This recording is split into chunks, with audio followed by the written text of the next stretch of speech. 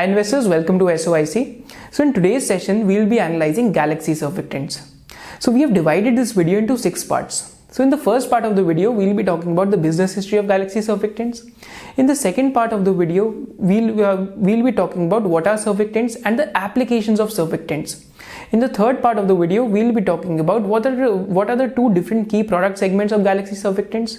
In the fourth part, we'll be discussing the key competitive advantages of Galaxy surfactant because इनका ROC consistently above 20% रहा है, तो कुछ ना कुछ key competitive advantage तो business के अंदर होएगा ही. And in the fifth part, we'll be talking about the key thesis pointers that can be there in Galaxy surfactants. And the last part of the video, we'll be discussing the financials and the risks that are there in the business. So starting with the business history, so Galaxy surfactant was incorporated way back in 1979 when 4 friends, namely G.R. Ramakrishna, U. Shekhar, C.R. Ramakrishna and Shashikant got together to start a fine chemical industry. तो 1979 में एक बहुत interesting चीज़ हुई थी. ये चारों लोग बहुत अच्छी कंफर्टेबल जॉब्स में काम कर रहे थे. Someone was working at HUL, someone was working at Colgate, others were working at Lupin and Nicholas Piramal and बहुत ज़्यादा कंफर्टेबल जॉब कर रहे थे. बट जीरा रामाकृष्णा थॉट ऑफ कि why not do something which is more creative and more innovative. So within 15 days of joining Colgate, he left the job and wanted to start something of his own. And all of a sudden what happened कि Colgate में इनकी जो Colgate का manager था उस time पे उससे meeting थी and they got to know that Colgate has this requirement of SLS. Now what is SLS? SLS is basically sodium lauryl sulfate. तो sodium lauryl sulfate नाम के केमिकल की एक रिक्वायरमेंट थी and SLS is basically used for cleansing and foaming properties in toothpaste. आप घर पे भी अगर आप Colgate या Pepsodent यूज़ करते हैं तो पीछे पेस्ट के ज़रूर देखिए. In the ingredients part you will find something as sodium lauryl sulfate. So this is the chemical which has the foaming and the cleansing properties. तो जब इनकी मीटिंग थी कोलगेट के साथ तो they didn't actually know कि SLS नाम की चीज़ है क्या. So U. Shekhar went back home and he searched for SLS and then he got to know कि SLS का application and property क्या है. And उस टाइम पे U. Shekhar के जो एक फ्रेंड थे उन्होंने एक लैब सेटअप करा था, केमिकल लैब, एंड उस लैब के अंदर ही मैन्युफैक्चर्ड SLS. तो एक ट्रायल बैच मैन्युफैक्चर करा था which he gave for approval and luckily he got the approval from both HUL and Colgate. So this was how Galaxy surfactant was born. And in 1980 they set up their first plant at Tarapur, which was a 1500 square feet facility. And it was a 3 product company in 1980. And उस time पे इनका जो turnover था कुछ 12 लाख के आसपास था and profits कुछ 1 लाख के आसपास थे. बट 1980 से लेके 1995 तक business was very very sluggish and more or less it remained a 3 product company. But in 1995 a key development happened. तो 1995 में इनको एक न्यू प्लांट लगाना था जिसके लिए कोई भी प्राइवेट इक्विटी या बैंक इनको फंडिंग नहीं दे रहा था. So they got the funding with the help of their relatives and जो भी इनके दोस्त थे उनके साथ इन्होंने मिलके नया प्लांट लगाया and this plant had the technology of sulfonation. So this was how it got the breakthrough. and ये प्लांट तलोजा में लगाया था and 1997 में एक और बहुत की ब्रेक थ्रू आया गैलेक्सी सर्फेक्टेंट की हिस्ट्री में. What was the key breakthrough? So basically जब हमने SLS की बात करी थी it was manufactured in 2 forms. First form was in needles and second form was in powder form. तो needles में मैन्युफैक्चर करने में क्या था कि प्रोडक्शन प्रोसेस में बहुत ज़्यादा दिक्कत आती थी एंड पाउडर फॉर्म में क्या प्रॉब्लम थी कि पाउडर फॉर्म में जब भी मैन्युफैक्चर करते थे तो जो इनके वर्कर्स थे उनको हेल्थ प्रॉब्लम्स काफ़ी ज़्यादा हो रही थी. So Galaxy surfactant started manufacturing SLS in granules form. And granules form में बनाने से क्या हुआ कि इनका जो बैच बार बार रिजेक्ट हो रहा था तो इनकी क्वालिटी भी काफ़ी इंप्रूव होगी एंड सेकेंडली जो एंड कस्टमर था उसके लिए कॉस्ट सेविंग भी होगी. आई थिंक उस टाइम पे 7 to 10 करोड़ की कॉस्ट सेविंग हुई थी. So this was the business history of Galaxy surfactants. This was how the company was started. Now coming to a very important point कि what are surfactants. So surfactant is basically a word which is a short form for surface active agent. तो भाई surfactants की हम definition देखते हैं. So basically surfactants these are molecules that are used to help reduce the tension of water on a given surface and helps it spread more evenly. And adding surfactants to cleaning products helps the solution to spread more evenly and covers more of the surface that is being cleaned. Major applications are household cleaning, industrial cleaning and personal care products. So basically surfactants क्या है कि surfactants पानी को ज़्यादा अच्छे से spread करने में हेल्प करता है। तो बेसिकली जो भी आपने देखा कि जो साबुन है, basically if I talk about soap, तो soap is very very slippery because soap has surfactants, and surfactants के अंदर क्लेंसिंग और फोमिंग प्रॉपर्टीज होती है। जो भी फोम बनती है सोप से या जो भी फोम बनती है शैम्पू से, that is mainly because of surfactant, and surfactant also has cleansing properties. तो अगर हम वर्ल्ड वाइड सर्फेक्टेंट का मार्केट साइज देखते हैं, so we get to know that surfactant globally is a $30 billion industry which is expected to grow till $45 billion by 2024. Or in terms of volume, surfactants are 16.35 million tons in volume, which will likely increase to 22.97 million tons by 2024. And अगर हम India के अंदर देखते हैं तो India की जो surfactant industry है that is still at only $1.6 billion, and this is growing at a CAGR of 6%, and this will likely grow till $2.2 billion by 2024. And if we look at the end usage application of surfactants, so we get to know that it is used in home and personal care products. तो personal care products में कौन कौन से में use होता है एक बार ही देखते हैं। तो it is use in shampoos, it is use in hair care, it is use in colourants, styling gels, oral care, toothpaste, toiletries, sun care, skin care, and other products. Whereas in home care, it is used in laundry powder, toilet cleaner, carpet cleaner, fabric cleaner, and glass floor cleaner. So this is what the end usage application looks like. And moreover, जो surfactants को बनाने का raw material है, way back in 1970s surfactants का जो feed stock था that was petrochemicals. तो nearly 60 to 70% of the surfactants were made by petrochemicals. But over a period of time क्या हो रहा है कि बहुत ज़्यादा पेट्रोकेमिकल्स पे रेगुलेशन आ रहे हैं, एंड मोreover काफ़ी ज़्यादा these products are use for your personal care, तो इन्वायरमेंटली फ्रेंडली बनाने की कोशिश करी जा रही है। तो a value migration has happened where the feedstock of surfactants has changed from petrochemical to oleochemicals. Now oleochemicals are made from natural substances. तो अगर हम आज चेक करते हैं तो nearly 50 to 60% of the surfactants are made from feedstock of oleochemicals, and this is how the value chain of oleochemical looks like. So basically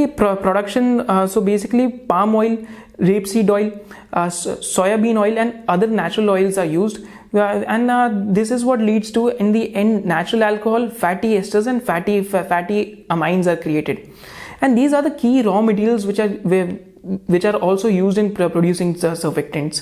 तो यहाँ पे अगर हम रॉ मटेरियल का ब्रेकअप देखते हैं तो we get to know that 55%, अगर हम सिर्फ इस कंपनी की बात करते हैं गैलेक्सी सर्फेक्टेंट्स की, तो 55% of the raw material is in fatty alcohol and fatty acids which are a derivative of oleochemicals. Whereas 25% is from ethylene oxide, phenol, and linear alkyl benzene. अगर आपको उनका नाम नहीं याद रखना तो आपको बस ये याद रखना है, ये क्रूड ऑयल के डेरिवेटिव हैं, बेसिकली पेट्रोकेमिकल के डेरिवेटिव हैं, जो इनका 25% रॉ मटेरियल में ब्रेकअप आता है, बाकी 20% अदर मटेरियल्स हैं। एंड फैटी अल्कोहल में भी एक जो आपको बहुत इंपॉर्टेंट चीज़ याद रखनी है कि 40% of their raw material comes from a product by the name of laurel alcohol. ये मैं आपको क्यों बता रहा हूँ, क्योंकि लॉरेल अल्कोहल का प्राइसेस बहुत ज़्यादा वॉलेटाइल है। तो जब हम की सोर्सेज ऑफ रिस्क में बात करेंगे तब हम लॉरेल अल्कोहल की बात करेंगे। So this was all about the surfactant market. Now let's proceed to different types of surfactant products. So there are basically 5 types of surfactants. तो पहले हम 2 की बात करेंगे, फिर उसके बाद हम बाकी 3 की बात करेंगे। So first type of surfactant is anionic. So anionic surfactants have deep cleansing properties. And इनका यूसेज कहाँ पे है? तो बेसिकली आपके शैम्पू में जो यूज हो रहे हैं those are anionic surfactants. Majorly जो आपके टूथपेस्ट में भी यूज हो रहे हैं वो there are also anionic surfactants. एंड बाद में जो कंडीशनर के अंदर भी anionic surfactants का थोड़ा सा यूसेज है। एंड जो लॉन्ड्री पाउडर में भी anionic surfactants का यूसेज है। Whereas जो second type of category है that is non-ionic surfactants.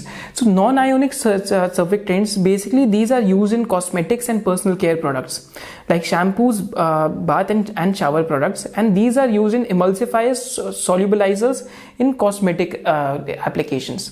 So what are emulsifiers? So emulsifier is basically any kind of material that helps to bind two material together.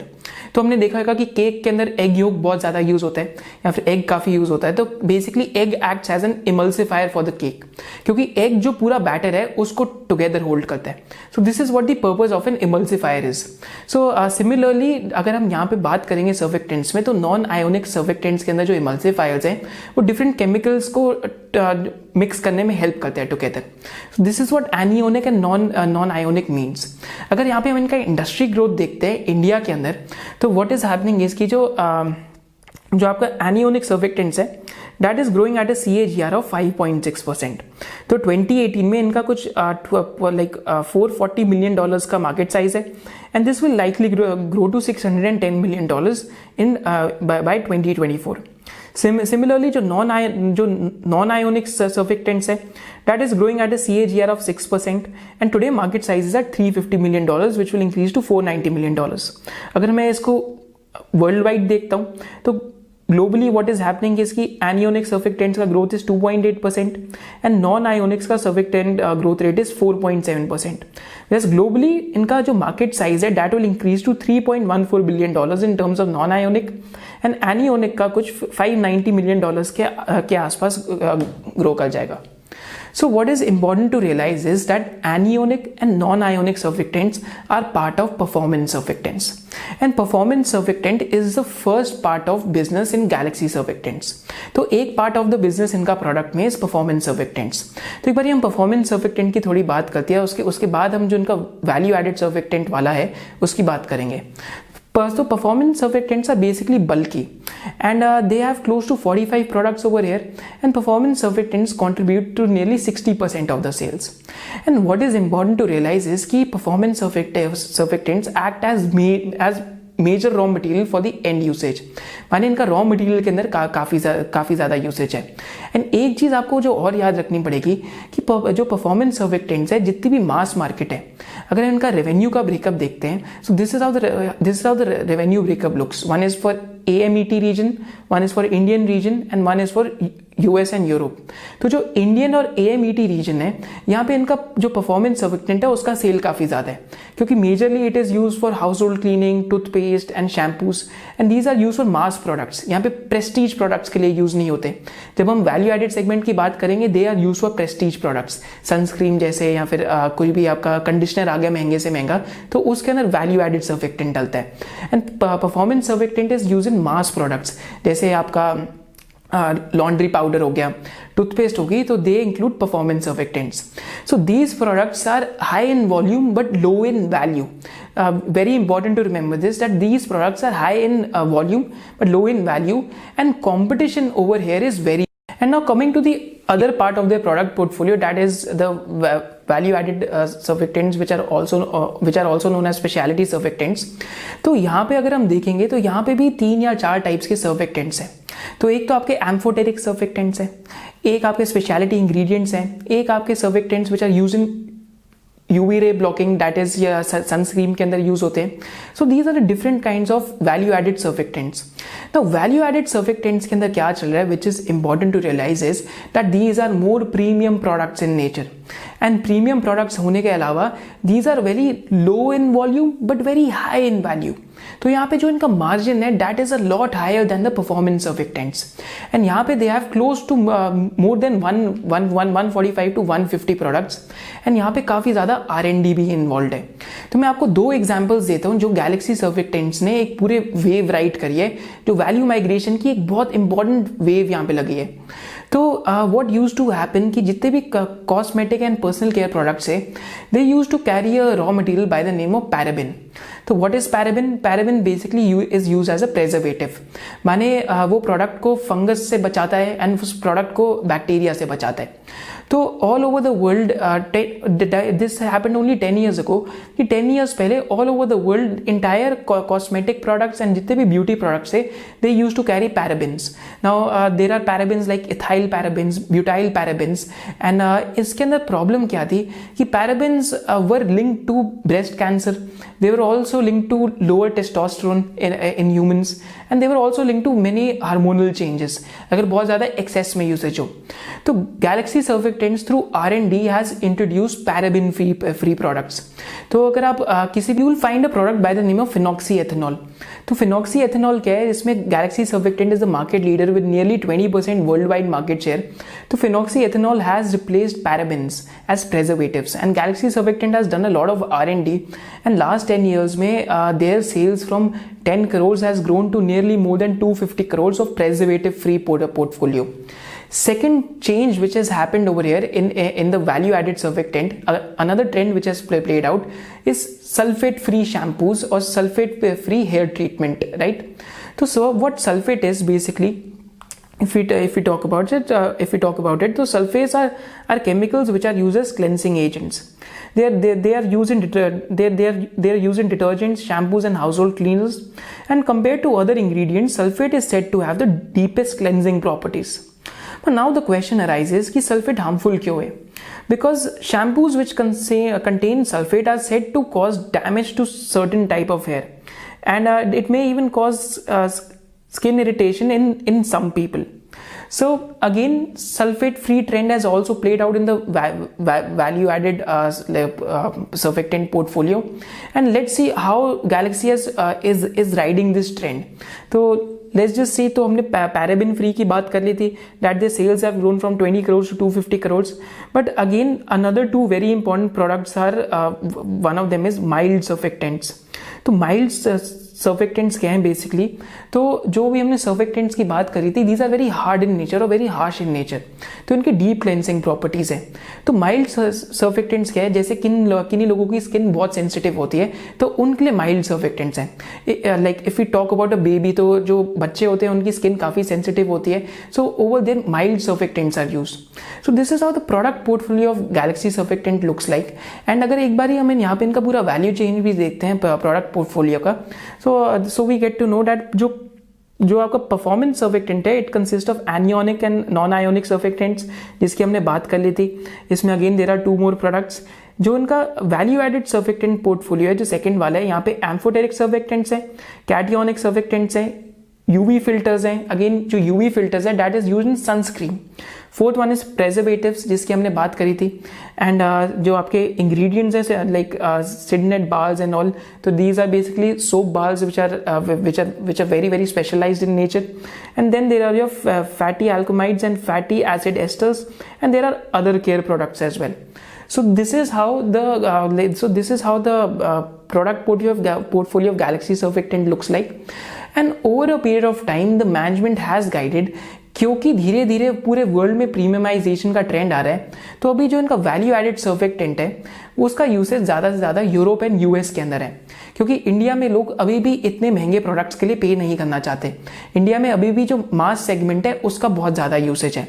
And अगर हम AMET regions की बात करें, that is your Africa, middle east and Turkey, तो वहाँ पे भी क्या है कि जो मास सेगमेंट है उसका यूसेज बहुत ज़्यादा है, तो वहाँ पे भी धीरे धीरे प्रीमियमाइजेशन हो रही है। तो यहाँ पे अगर हम इनकी वॉल्यूम्स देखते हैं performance surfactants and value added surfactants की, तो परफॉर्मेंस सर्फेक्टेंट्स की volume have grown from 97,000 tons to 1,43,000 tons. Whereas अगर हम दूसरे वाले की देखते हैं स्पेशलिटी सर्फेक्टेंट्स की, so the volumes have grown by from 56,000 tons to nearly 80,716 tons. So this is how the product portfolio of Galaxy Surfactant looks like. Now coming to the key competitive. So the first key competitive advantage is that if we look at their customers, so over a period of time they are very long-term sticky customer base. तो 2013-2012 में इनके पास सिर्फ 1250 to 1300 customers थे, but fast forward to today they have more than 1750 customers. तो biggest MNCs and local players are their customers. तो एक बार जैसे हम देख सकते हैं यहाँ पे that they have customers like Dabur, P&G, Unilever, Emami, Colgate Palmolive, Henkel, Himalaya, Reckitt Benckiser, CavinKare and L'Oreal. And more over why is this important?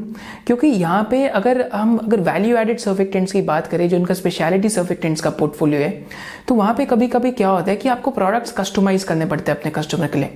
Now if you are customizing the products and once you get the regulatory approval, तो वहाँ पे बहुत मुश्किल होता है कि आपको change करा जाएगा वहाँ पे.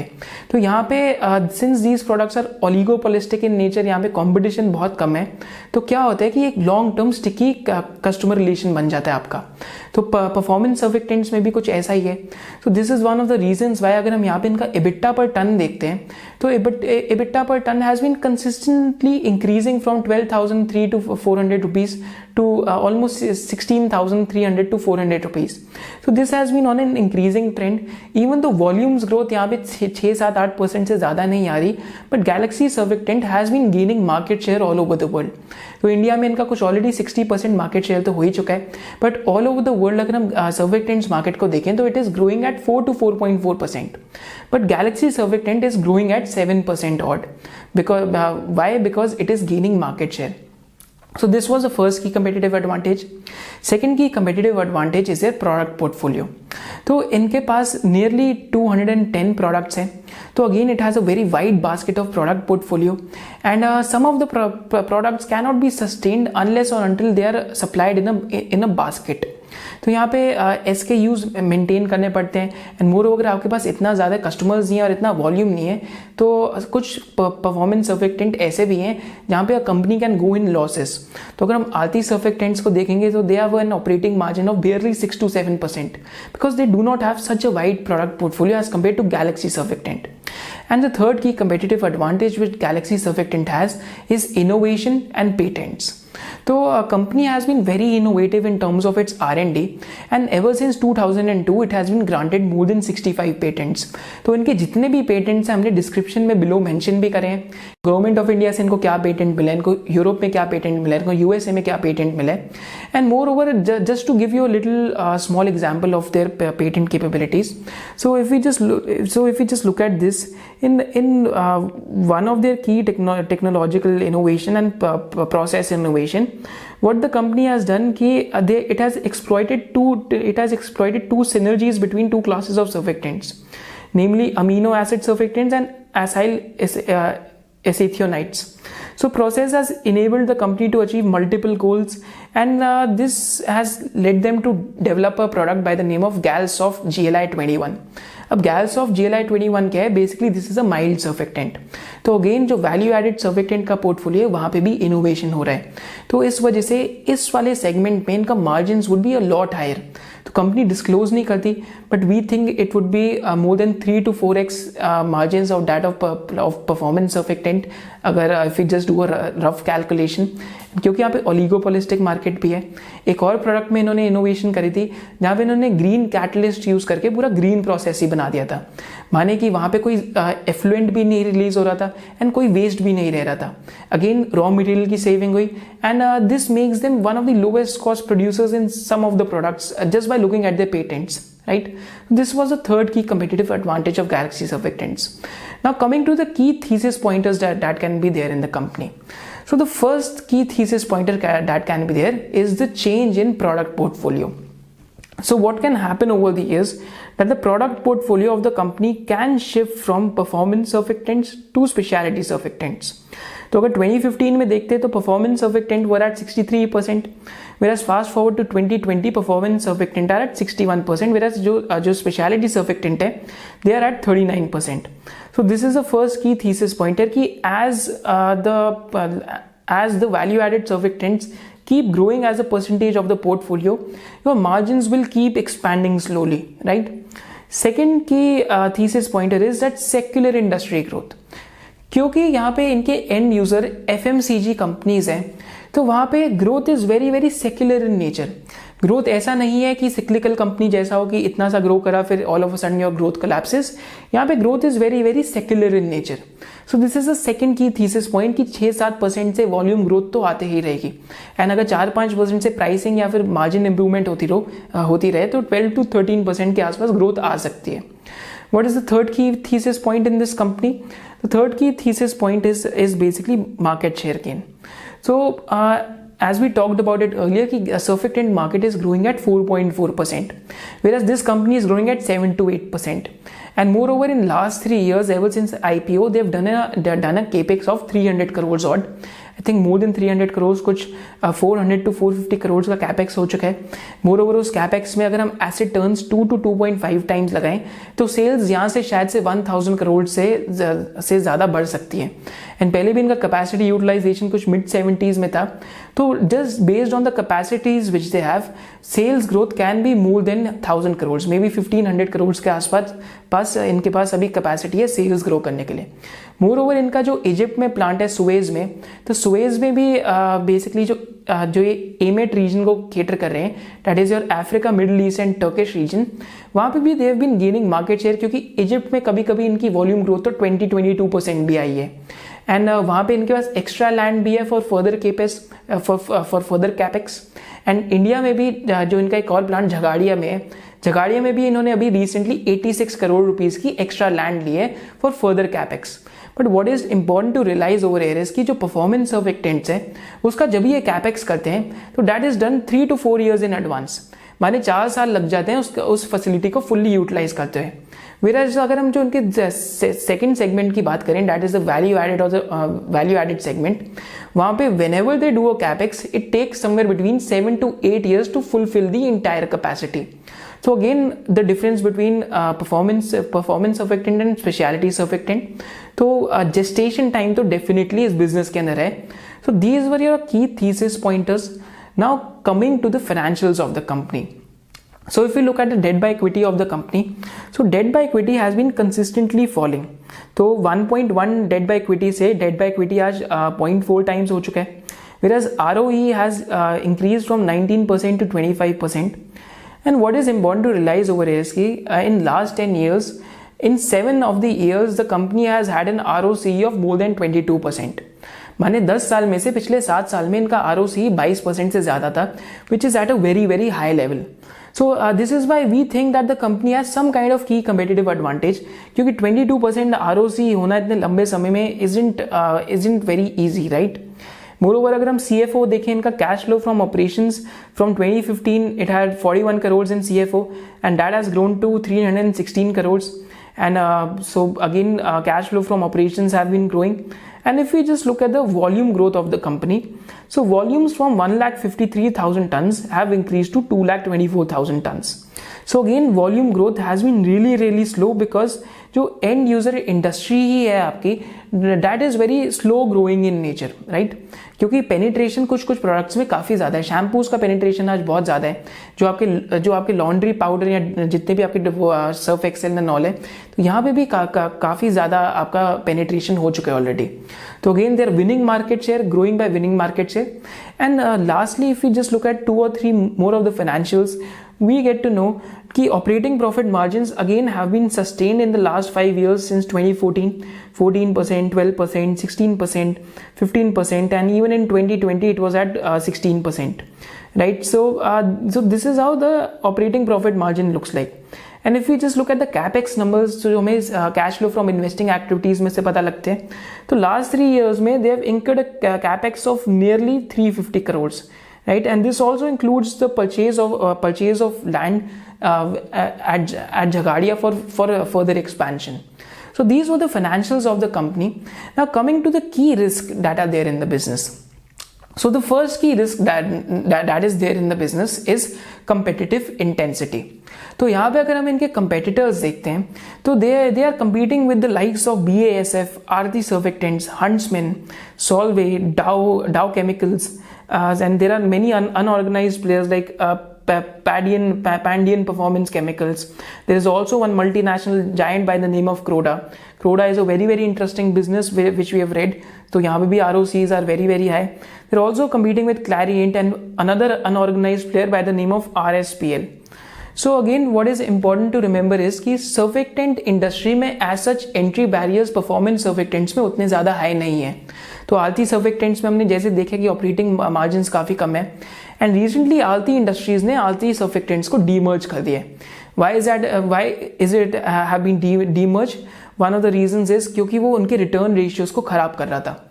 तो अब क्योंकि अब आरती सर्फेक्टेंट्स डीमर्ज्ड और इंडिपेंडेंट एंटिटी है, तो that can also increase the risk of competition on the supply side, क्योंकि आरती इंडस्ट्रीज की सारी ग्रुप कंपनीज में have created a lot of wealth, so that can possibly also happen कि सप्लाई साइड पे competition और बढ़ जाए। दिस वॉज द फर्स्ट की source of risk. Second key source of risk that is there is the fluctuation in prices of L'Oreal alcohol. तो यहाँ पे हम जैसा देख सकते हैं from 2019 till 2020 The prices of L'Oreal alcohol have fluctuated from $1,140. It went to a high of almost $1,500. Now again it has collapsed to almost $1,100.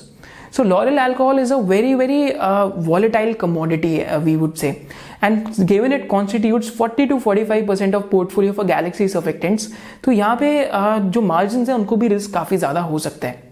Third key source of risk that is there, which is there in any chemical business, is that of fire and accident.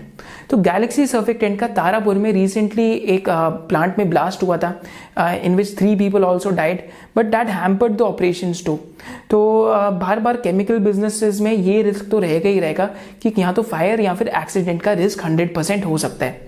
Fourth source of risk that is there in the company is that of slowdown in end user industry.